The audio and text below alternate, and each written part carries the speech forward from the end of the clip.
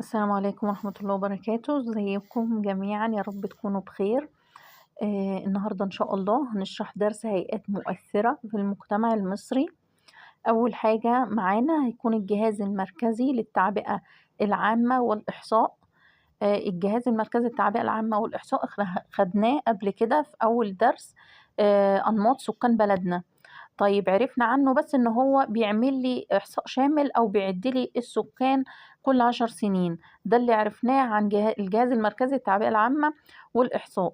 طيب النهاردة هناخده باستفاضة شوية، يعني هنتكلم برضو عن كذا حاجة كده أنا كاتبها لكم في صورة سؤال وإجابة عشان يكون سهل عليكم وانتوا بتذاكروا.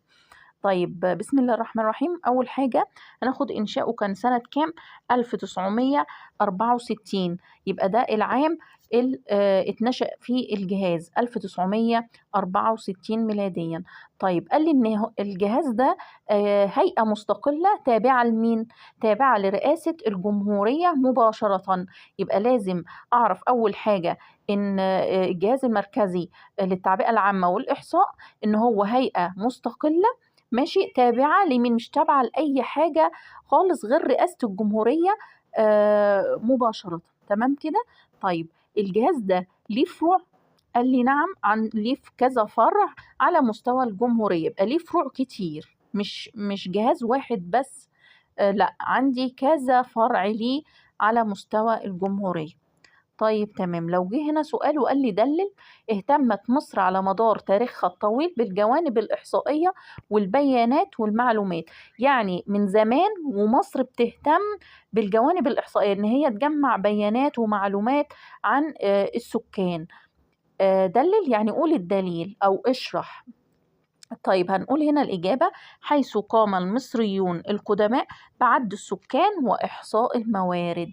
المصريون القدماء اللي هم أجدادنا من زمان قوي كانوا بيعدوا السكان وبيعملوا لي إحصاء للموارد، بيشوفوا الموارد هتقدر تكافئ عدد السكان ولا لأ. خلاص كده. يبقى نقول السؤال تاني. ده اللي اهتمت مصر على مدار تاريخها الطويل بالجوانب الإحصائية والبيانات والمعلومات. هقول له: حيث قام المصريون القدماء بعد السكان وإحصاء الموارد. تمام كده؟ تمام. طيب تاني سؤال: بما تفسر أنشأت الدولة الجهاز المركزي للتعبئة العامة والإحصاء.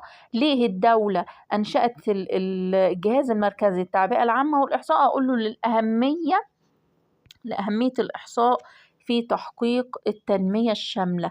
يبقى عندي تنمية في جميع المجالات، عشان كده الدولة أنشأت لي الجهاز المركزي للتعبئة العامة والإحصاء.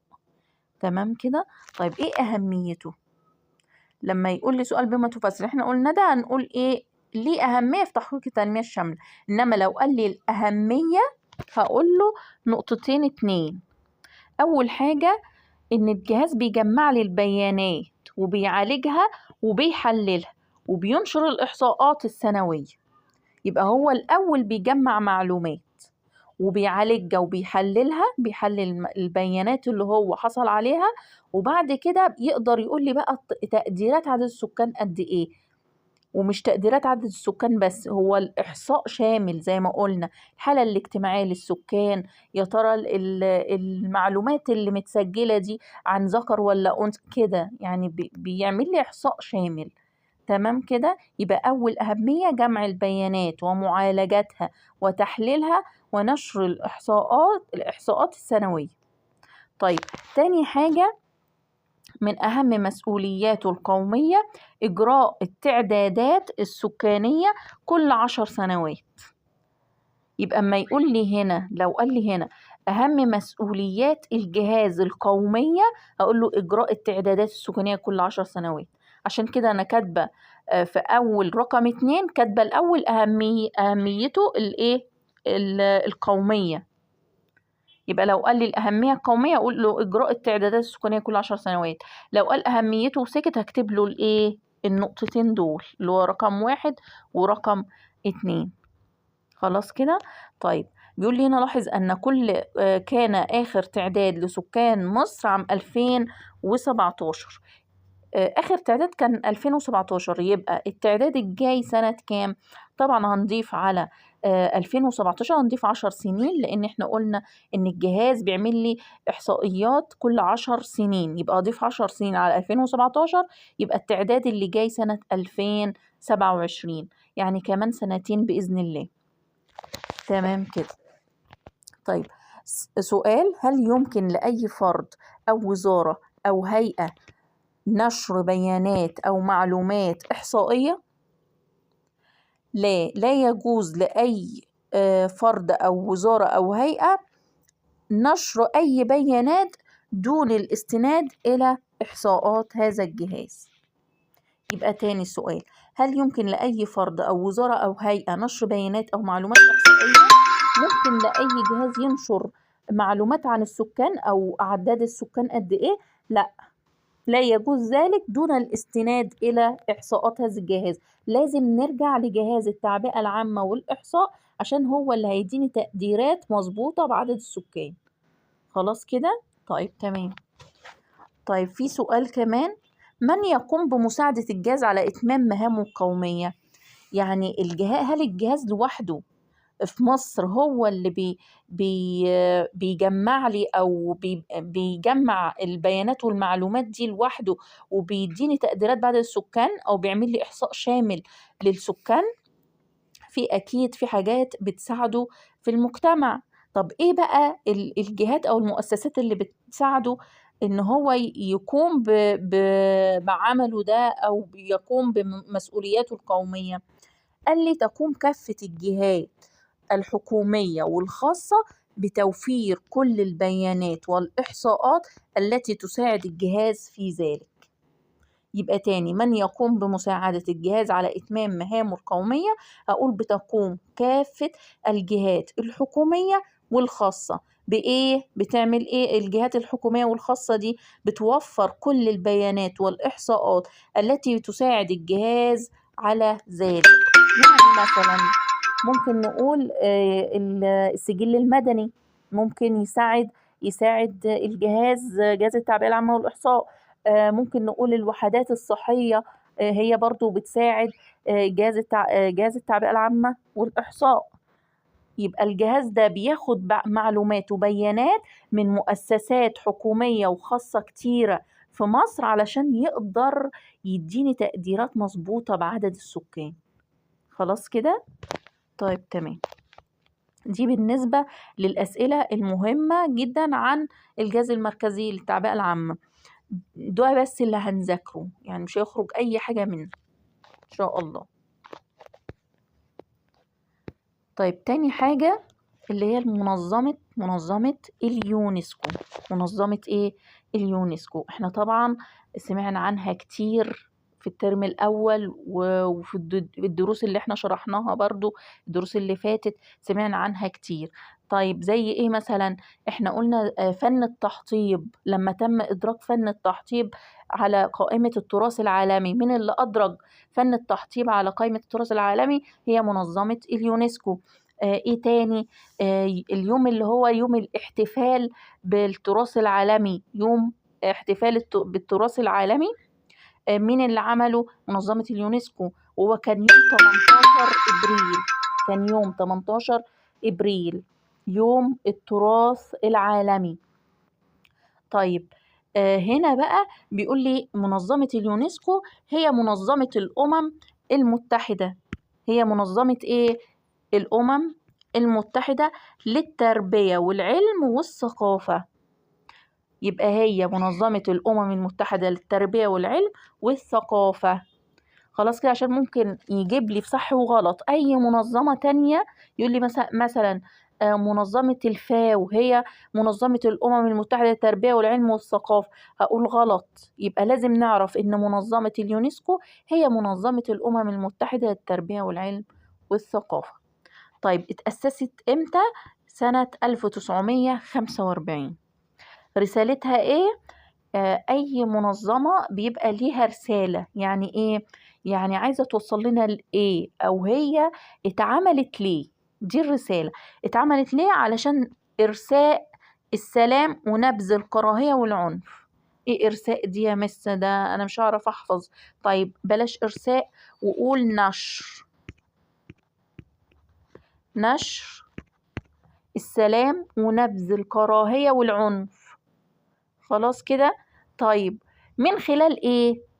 من خلال التعاون الدولي في مجالات التربية والعلوم والثقافة. خلاص كده. يبقى تاني، رسالة المنظمة ايه؟ عشان مهمة قوي، ممكن يجيلي سؤال ويقول لي رسالة منظمة اليونسكو، لازم اكون عارف اللي هي ايه الرسالة. نشر السلام ونبذ الكراهية والعنف من خلال ايه؟ التعاون الدولي. يبقى في تعاون بين الدول في مجالات ايه؟ مجالات التربية والعلوم والثقافة. تمام كده. تمام. طب ايه اهمية منظمة اليونسكو اصلا؟ اهميتها ايه؟ إن هي بتدعو إلى الحفاظ على التراث الطبيعي والثقافي. وطبعا أخدنا قبل كده التراث الطبيعي والثقافي، خدنا تراث طبيعي زي وادي الحيتان، والتراث الثقافي زي الحرف اليدوية، وزي العادات والتقاليد، وزي المساجد والقصور والمتاحف وغيره كتير قوي. تمام كده. يبقى أهميتها بتدعو إلى الحفاظ على التراث الطبيعي والثقافي، واستدامته في كام دولة؟ في 167 دولة حول العالم. طيب في حاجة تانية ولا هي دي بس؟ لأ، في كمان حاجة رقم 2 اللي هي تحقيق أهداف التنمية المستدامة، حيث تدعو الدول إلى إيه؟ هتدعو الدول إلى إيه؟ لتوفير فرص تعليم جيد. لازم الدول تهتم بالتعليم الجيد. إيه تاني؟ القضاء على الفقر، ما يبقاش عندي فقر في الدول اللي هي تبع منظمة اليونسكو. إيه كمان؟ المساواة بين الجنسين، يبقى عندي مساواة بين الست والراجل. تمام كده. تمام. يبقى السؤال دوت سؤال مهم جدا. ممكن يقول لي هنا دلل، سؤال دلل. تسعى منظمة اليونسكو إلى تحقيق أهداف التنمية المستدامة. ده سؤال. دلل. تسعى منظمة اليونسكو لتحقيق أهداف التنمية المستدامة، وسؤال مهم على فكرة كلنا نكتبه. هنقول حيث تدعو الدول إلى توفير فرص تعليم جيد، القضاء على الفقر، 3 المساواة بين الجنسين. تمام كده. تمام. طيب تعالى بقى قول لي إيه علاقة مصر باليونسكو؟ علاقتها ايه بمنظمة اليونسكو؟ قال لي ان مصر انضمت للمنظمة عام 1946. طيب احنا خدنا ان منظمة اليونسكو اصلا اتأسست سنة 1945. مصر انضمت ليها بعد سنة، يعني سنة 1946. طيب تمام. قال لي ان مصر كمان بقت بتشارك في مختلف أنشطة اليونسكو. تمام. ايه تاني؟ تعاونت اليونسكو مع مصر في كذا حاجة. يبقى اما يجيلي سؤال ويقول لي دلل تعاونت اليونسكو مع مصر، هنقول له في ايه بقى؟ الدليل ايه؟ هقول له ان منظمة اليونسكو هي اللي انقذت لي معبدي ابو سمبل اللي موجودين فين. هو قال لي معبدي علشان أبو سمبل، معبد أبو سمبل الكبير ومعبد أبو سمبل الصغير، هي اللي أنقذتهم من إيه؟ خدناها قبل كده، من الغرق بعد بناء السد العالي في أسوان. يبقى المعبدين موجودين فين؟ في أسوان، معبدي أبو سمبل في أسوان. طيب عملت إيه تاني منظمة اليونسكو؟ إحياء مكتبة الإسكندرية. إحياء مكتبة الإسكندرية يعني تطويرها وبنائها من جديد. مين اللي عمل كده؟ أو مين اللي ساهم في كده أو ساعد في كده؟ منظمة اليونسكو. طيب عملت إيه تاني؟ إنشاء المتحف القومي للحضارة المصرية، والمتحف ده موجود فين؟ موجود في القاهرة.